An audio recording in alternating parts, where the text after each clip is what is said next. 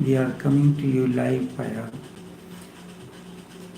Facebook streaming, via YouTube streaming, and also via Skype online. Each one of you is welcome to this morning's live streaming. Earlier on, what makes one a spiritual master? Looking through the window of Bhagavad Gita. What makes one a spiritual master? Looking through the window of Bhagavad Gita. Earlier, I had rephrased this question, who is a master? There are two pronouns, who is subject oriented and what is object oriented. In response to who, you move differently outwardly, and when you use the pronoun what, it refers to a methodology. I had rephrased this question, what is master? Once again, I am speaking the same, however slightly different, bringing a deeper insight through the window of Bhagavad Gita. When you are not there, you have completely disappeared. Disappeared means as mind. Mind is ego, memory, and intellect. When you are not operating through the intellect, you are not operating through the storehouse of the memory, not through the ego sense, you have completely disappeared. Only then the other becomes an open book to you. Normally, as such as we are other oriented. Everything in our life, happiness, sorrow, pain, pleasure, comes through the other. Often we say that other is the cause of my problems. Spirituality becomes when you are no more other oriented, instead you are self oriented or established in your being. The more possibility is there of knowing what is happening within someone else. If you are self-oriented, established within you, then you can know what's happening in the other. A moment comes when you are completely dissolved, then you know the totality. Then the other is not the other.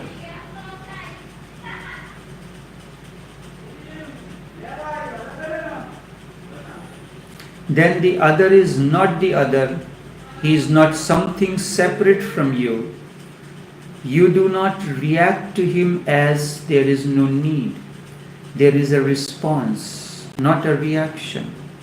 Only in this way one becomes a master and can be of help to the other, not otherwise. This very well goes through the window of Bhagavad Gita. When we look through the window of Bhagavad Gita, it makes it much easier to understand. There is a particular verse, 66 in chapter 18, the last chapter.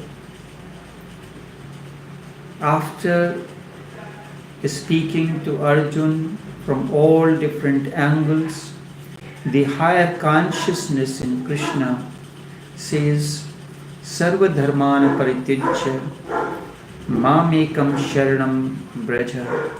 Aham tvam sarva papebhyo mokshayashyami ma shucha. The second line speaks of the duality and the dissolution of the duality. I am speaking on that. There is an obvious literal meaning. Aham, tom. Aham means I, tom means you, sarv means total, papebhyo means sins. Since ignorance, duality, conflict, all this comes in the same category. Mokshayashyami means I liberate thee. Mashucha, fear not. Fear not. This word masucha confirms what the higher consciousness is speaking to you. It confirms that this is certitude. There is obvious literal meaning. It is this particular line of this sutra is the samambanam of the Advait Vedanta. Advait means non-dual knowing and encapsulates the real purpose of Bhagavad Gita, the essence of Bhagavad Gita. When this is understood in relation to the other authoritative sources like Guru Nanak's message, Shankar's Bhaj Govindam, and the other will reveal a meaning not within the realm of the academicians, scholars, grammarians, intellectuals, and the priest. This particular line of the sutra explains why in Bhaj Govindam Shankar begins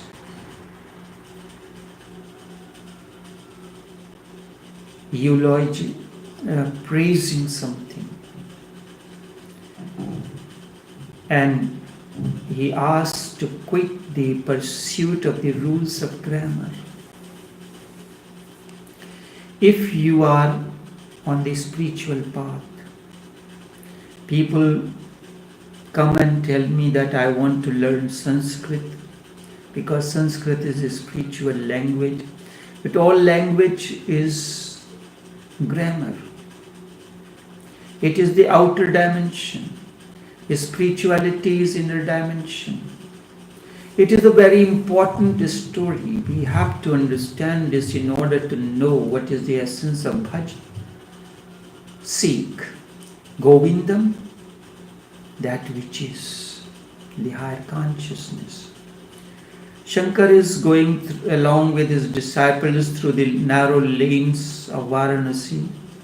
He sees an elderly old man. His back and the stomach is getting into one another. No teeth in his mouth. The face has become ague cheek, the word that William Shakespeare has used in Twelfth Night. Sir Andrew Aguecheek makes him Sir Andrew Aguecheek. No teeth in his mouth. He is trying to remember the rules of Panini's grammar. Seeing him, the compassion of Shankar overflows as Bhaj Govindam, and spontaneously the words spurt out of him, Bhaj Govindam, Mudamate. And this line, this particular phrase Bhaj Govindam. Shankar uses at three levels. Bhaj Govindam, Bhaj Govindam, Mudmate, Samprapte Sannihite Kale, Nahi Nahi Rakshati Dukrin Karni. Bhaj Govindam, Bhaj Govindam, Govindam Bhaj Mudmate. Bhaj Govindam, Bhaj Govindam. Two times. Bhaj Govindam, Bhaj Govindam, Govindam Bhaj Mudmate. Mudmate means, O fool. You consider yourself to be wise, but you are not. Bhaj Govindam, Bhaj Govindam, Govindam Bhaj Mudmate. Samprapte Sannihite Kale, Nahi Nahi Rakshati Dukrin Karni. The wheel of time is swiftly moving. It knows not power. No power can its fury ape. It has been moving and shall go forever. And still you are trying to remember the rules of grammar. And you consider yourself by remembering the rules of grammar that you are on a spiritual path. The worldly lexicon cannot avail the spiritual dimension. The spiritual dimension has its own lexicography, and the words are used a mere container, as there is no other alternative. If I have to serve you tea or any beverage, I have to use a container, a cup, and in that alone I have to serve you. If I have to serve you and the beverage is energy, the cup is not energy. It becomes a catalyst. Certain metals amplify the energy field of the content. So same way the words that are being used, that amplify to give it a new meaning to the content, gives a new meaning to the content, the message that is to be transmitted by the master. Master is the container. The words he uses, the way he paraphrases these, makes the content a little more prominent, little more energized. And that makes the difference. A spiritual dimension has its own lexicography, and the words are used as a mere container, as there is no other alternative except silence. And silence cannot be deciphered by you. You cannot understand the silence of the master. If I become suddenly silent and just, can you understand my gestures? Can you decipher the silence? If you can do, there is no need for anything. And silence is even more misunderstood. Aham Tom. Aham means I, Tom means you. This refers to duality. I and you. The basic purpose of spirituality is to remove this duality. This is the singular, the only root cause for all misery and ignorance. Aham is aham taken from the phrase aham brahmasmi. When you understand Brahmasmi, Brahma means consciousness, Asmi is woe. Aham Brahmasmi. I am the ever expanding consciousness is the first line of Ishopanishad. Aham Brahmasmi. I am the ever expanding consciousness. And then Tom comes from the phrase Tat Tvam Asi. Asi is verb, Tat means truth, that which is, Tvam, you, Asi, you are that you are. In Moses' code, when Moses asked God to explain him, how can he explain his presence to the other, he said, I am that I am. And Tattvamasi means you are that you are. Essentially, Krishna is saying that I am Brahman, the ever expanding consciousness, and you are that too. When this oneness is realized that I and you are one, the master and disciple is one, that day the drop merges in the ocean. The moment drop realizes that there is no difference between it and the ocean. Before that there is turbulence. Before that there is duality. Before that there is conflict. Essentially, Krishna is saying, I am Brahman, the consciousness, and you are also that. When this oneness is realized, then freedom comes in. Moksha.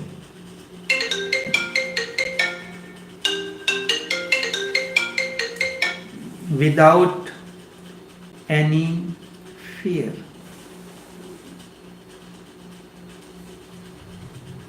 There is no fear. All along,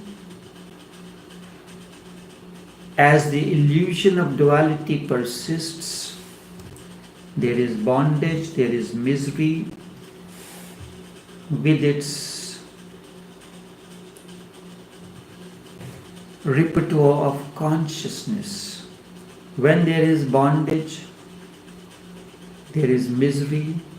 Along with this comes other consequences. Fear comes in. Sin comes in.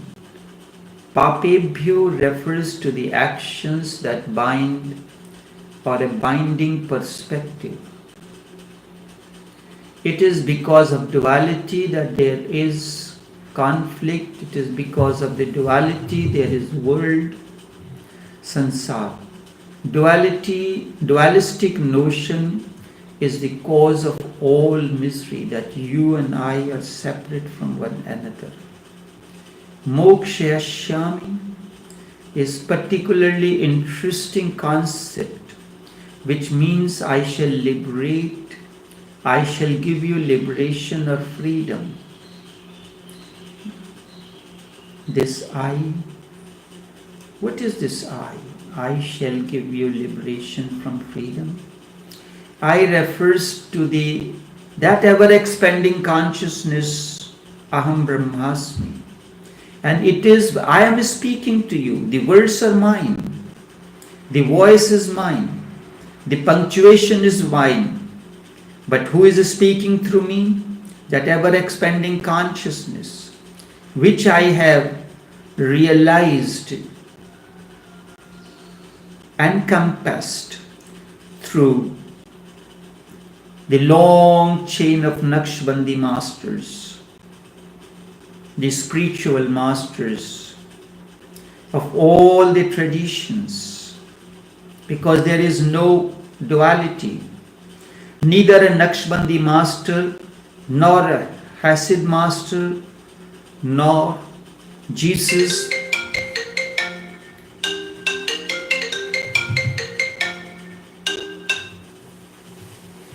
nor anything else is dualistic. There is oneness. Being a master means you have realized the oneness.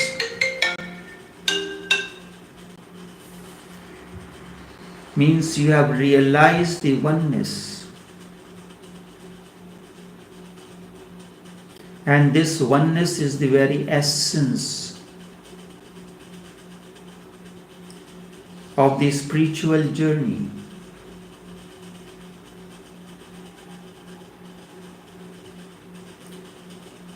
When you realize this oneness as the highest state with existence, then there will be freedom and no fear.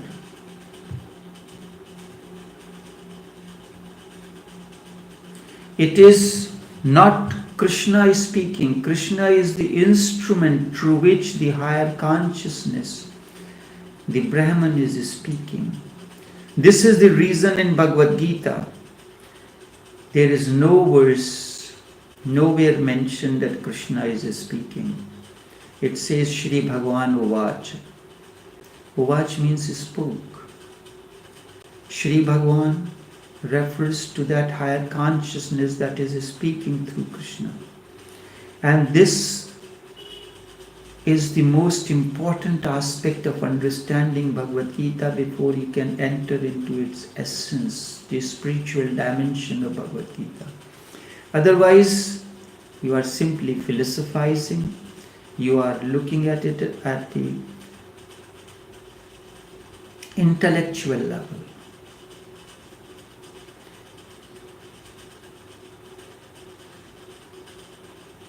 Ma shucha, fear not.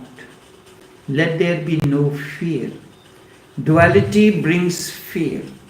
When you realize you and I are separate from one another, there is conflict. And fear is this is ignorance.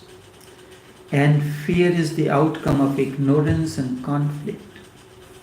In the opening sutra of Nanak, of Japji Sahib, Nanak begins, which is the essence of Upanishads, essence of Vedanta. Ek Omkar Satnam, Ek, oneness. Omkar, the existential sound, no form.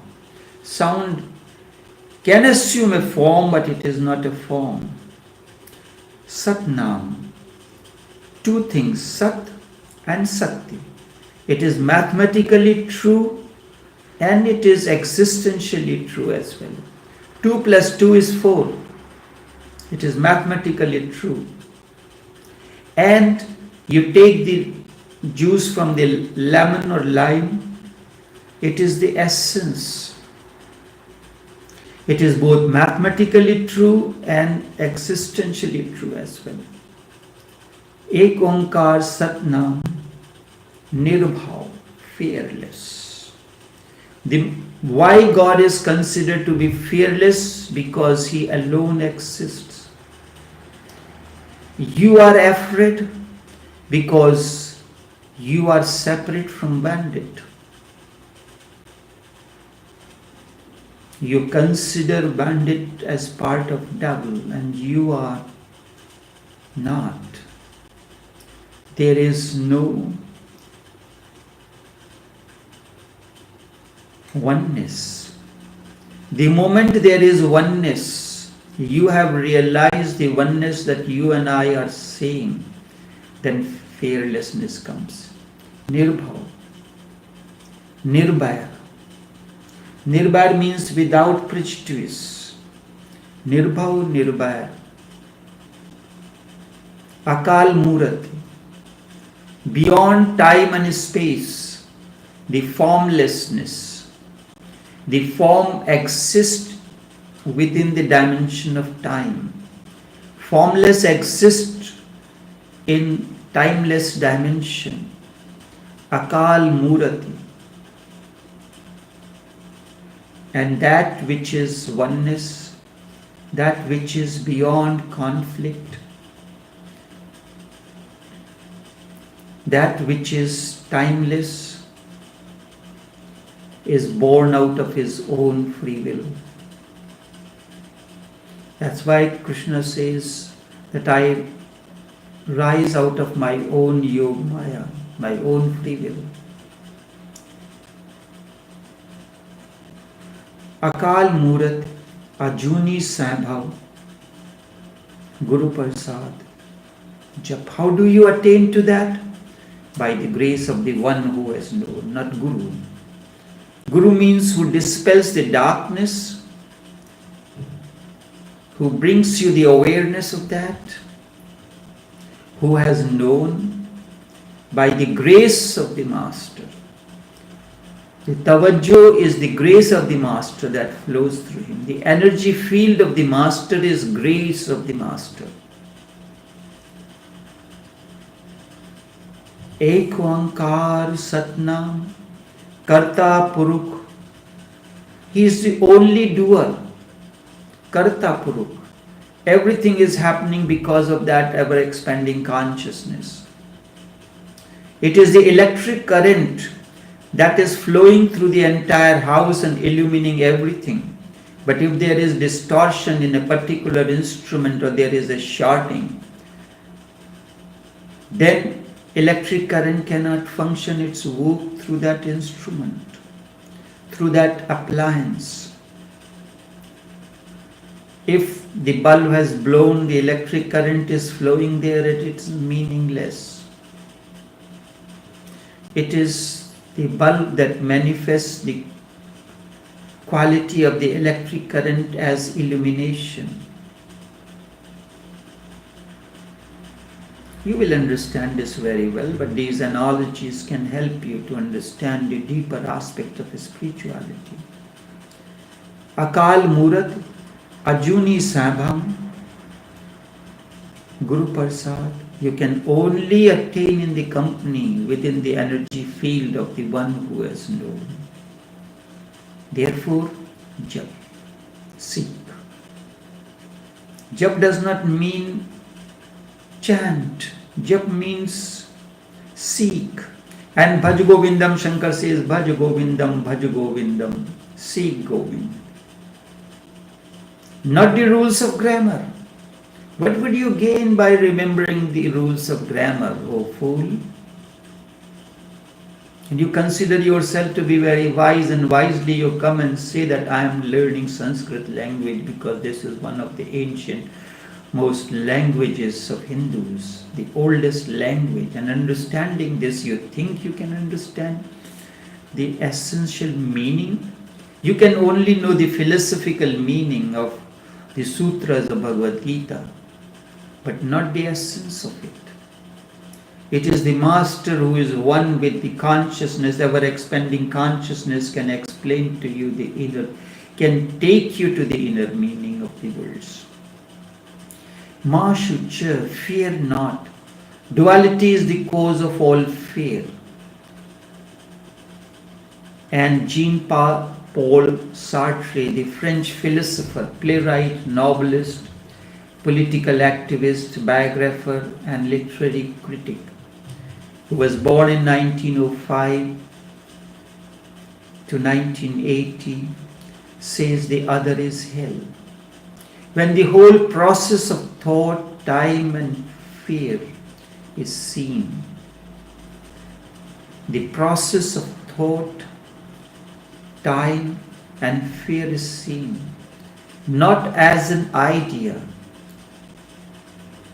an intellectual formula, then only the fear comes to an end.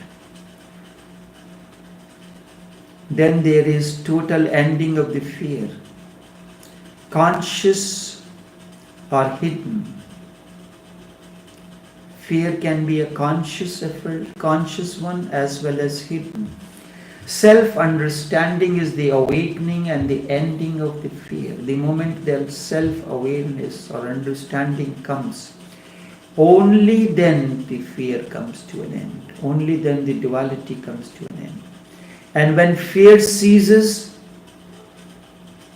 then the power to breed illusion, myth, visions, their hope and despair also ceases instantaneously. When fear ceases, the power of breeding illusion, myth, visions, and their hopes and despair also ceases. And then only begins a new movement, a journey that is beyond consciousness, which is thought and feeling. It is emptying of innermost recesses and deep hidden wants and desires. Then, when there is total emptiness, when there is absolutely and literally nothing, no influences, no values, no frontier, no words, then in that complete stillness, stillness of time and space, there comes freedom, there comes liberation, there comes moksha. When there is total emptiness, when there is absolutely and literally nothing, no influence of any kind, no value, no frontier, no word, then there is complete stillness. Stillness of time and space, you are beyond. Freedom happens. Duality comes to an end. Liberation happens. In this particular sutra, Krishna uses the word I twice. When Krishna uses the personal pronoun I, it refers to I of Aham Brahmasmi, I am ever expanding consciousness, and not the individual consciousness, individual Krishna who is speaking in the battlefield. The localized I of ego, I am speaking to you. This is localized. This is the I of ego with a dot on top. And capital I is without the dot. And those sutras where Krishna uses I need to be meticulously mentioned upon. It requires a deeper introspection to understand the deeper meaning of these sutras.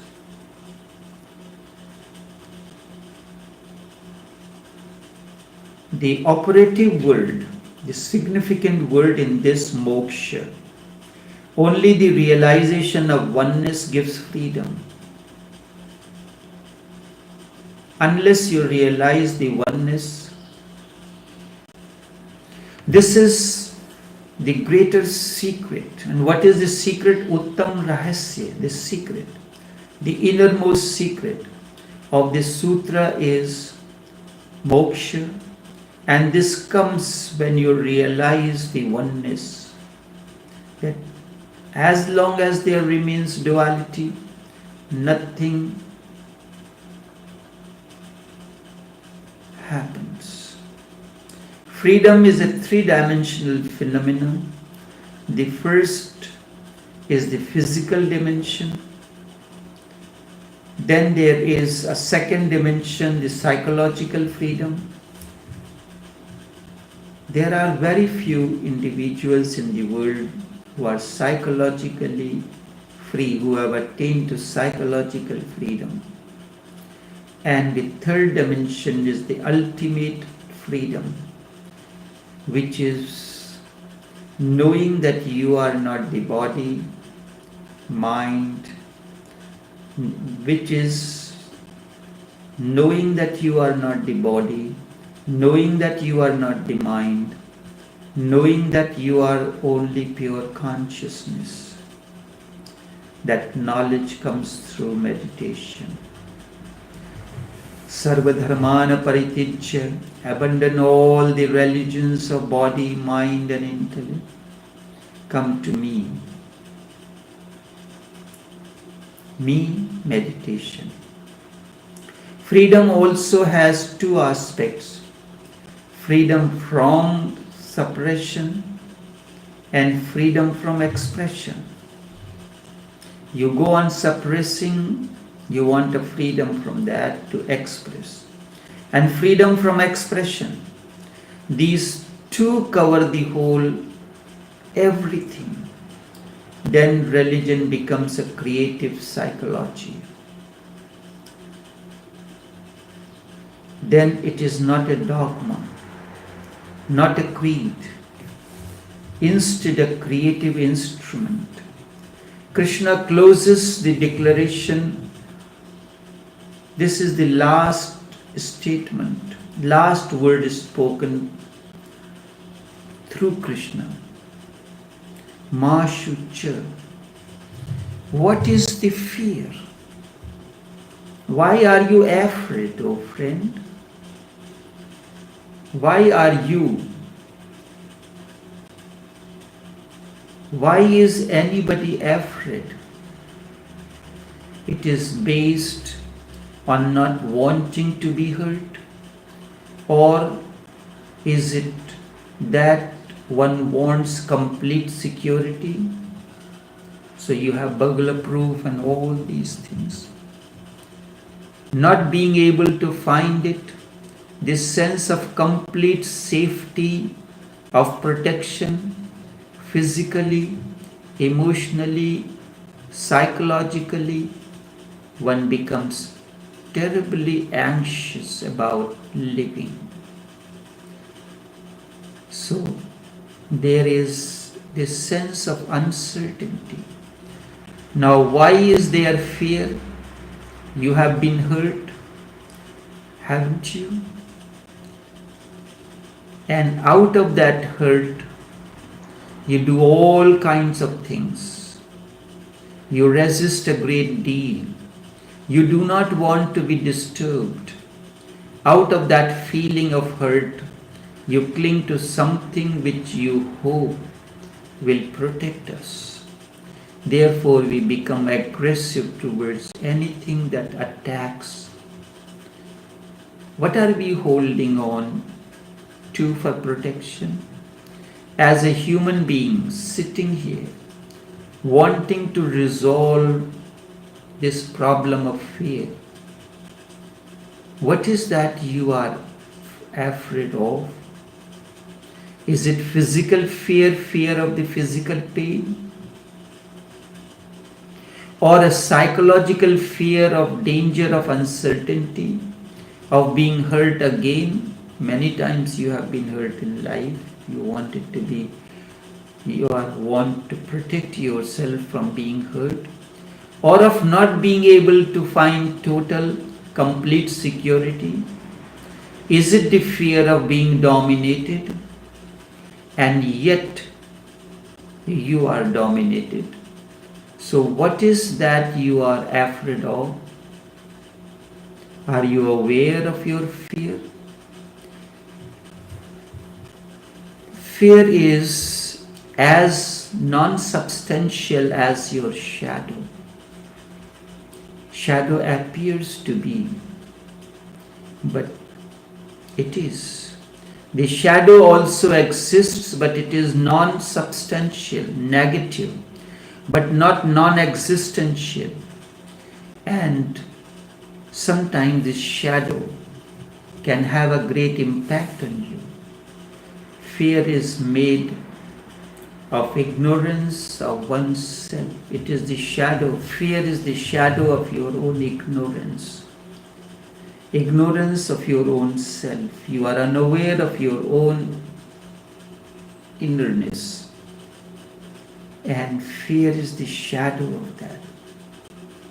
1001 can be the manifestations, but basically fear is one fear of death.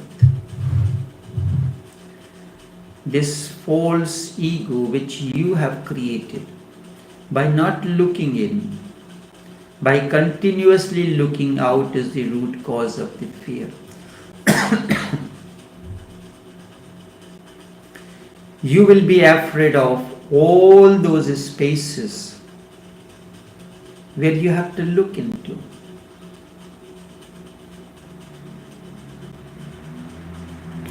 Fear is the shadow of not knowing yourself. If you know that you are ever expanding consciousness beyond time and space, beyond death, then there will be no fear. This false ego which you have created is not created by not looking within. That's why Raman's whole emphasis was look within. The whole emphasis of the Vedas, Upanishads is look within.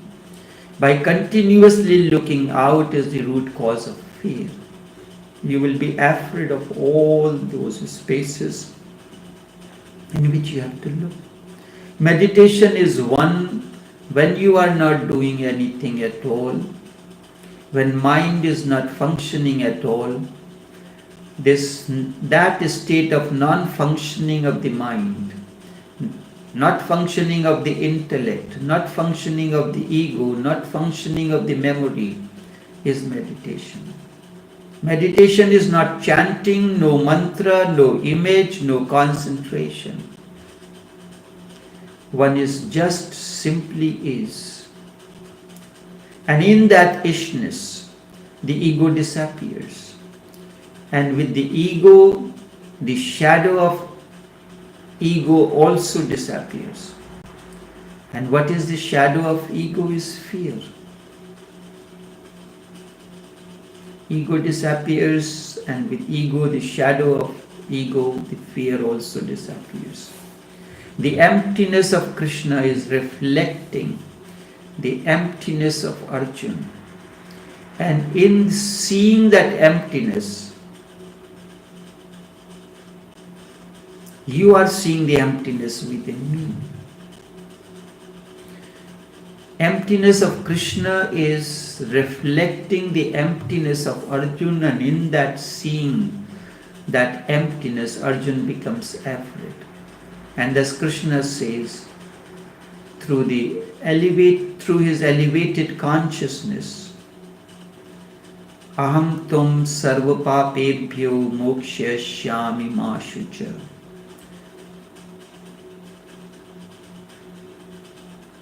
Every master does that.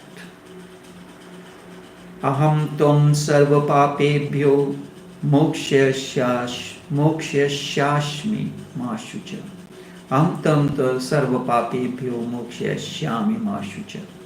Do not fear, O Arjuna. I am Brahman. You are Brahman. Realizing this, no action shall bind you. No action shall bind you. Realizing this, you shall attain to freedom. Realizing this, there will be no fear to inhibit, to limit you. You are one with total. You are one with total.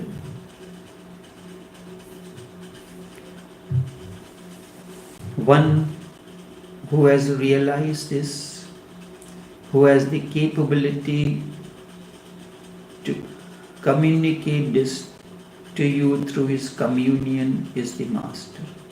To me, a spiritual master needs this capacity of being totally uninvolved, oneness, of being totally unrelated, just being an absence. And when there is an absence, there is a presence. There is nothing to impose, nothing to project, and no need to react. Only then he can help you. He cannot come to any conclusion about you. The Master just responds to you. This is what being a Guru means, a Master means. It is because his presence works. It is being with a person who does not react. Just by being near him, you become more and more aware of yourself. If in my presence you become more and more aware of your presence, then my presence is meaningful to you. If you are really a disciple, then something can happen. And by being a disciple, I mean being open to the presence of the Master. Arjuna was not open to the presence of Krishna, but slowly and slowly becomes aware of the presence of Krishna. If you are closed, you may be sitting before a mirror with closed eyes, then mirror cannot show you anything. The mirror is mirror because it does not do anything on its own. Mirror does not do anything. You are sitting in front of mirror with your eyes open, you will see your shadow. Mirror is non-doer. The Master is the mirror. He mirrors you. It is only a presence. It cannot do anything positive or negative. The moment you begin to do something positive with someone, you become disturbed. Then you are projecting. You begin to change your form. You are becoming violent. Even to do good to someone is violence, a subtle violence.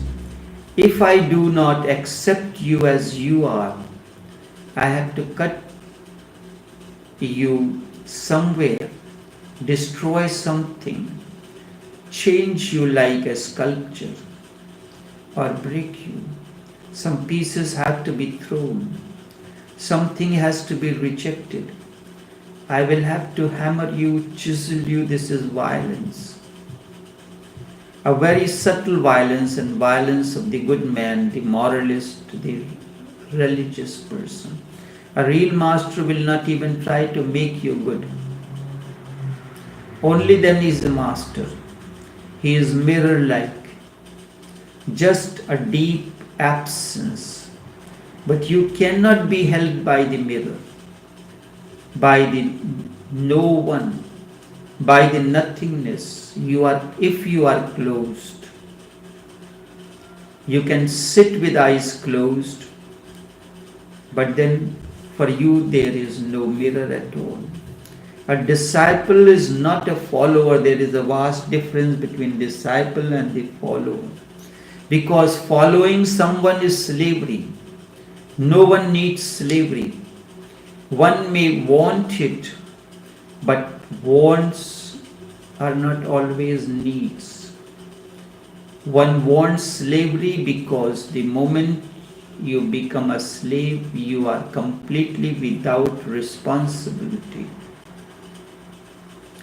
You have abundant freedom. You are free in a way. A slave is free in a way. Now he is not responsible. Even if he does something wrong, the master will be responsible. I am following you. If I have not reached, you are responsible. I have obeyed you. Now the master is going to be guilty, not him. He says, I surrender completely. This is not surrender. Really, it is something criminal. He is trying to say now, from this time on, I will never be guilty again. You are going to be guilty. You are responsible. If you do not reach the divine, if I do not reach the divine, if I do not attain, you are responsible. You will have to answer for it. I have surrendered myself to you. That is why he wants to be a slave, but it is not a need. You can never be free from responsibility. The more you are freed from it, the less conscious you become. You can become freed from responsibilities only when you become a machine, a mechanical device. So followers become a mechanical device, a machine like. The more they follow, the more mechanical they become. The following master does this way, you are following that. You are becoming mechanical. The master eats food this way, you are doing that. But what can be done? The world is full of such fools. This is not really the need. It is not growth. But this is what everyone wants. You want to throw the responsibility, the burden on someone else. And really a person who is throwing away his responsibility can never be free. The master makes you aware of your innerness, of your responsibility towards you. And the moment you are a disciple, you understand this. In presence of someone, if you realize this, then that person is master to you, not otherwise. Only this much for this morning. Until tomorrow, take care and do have a pleasant day.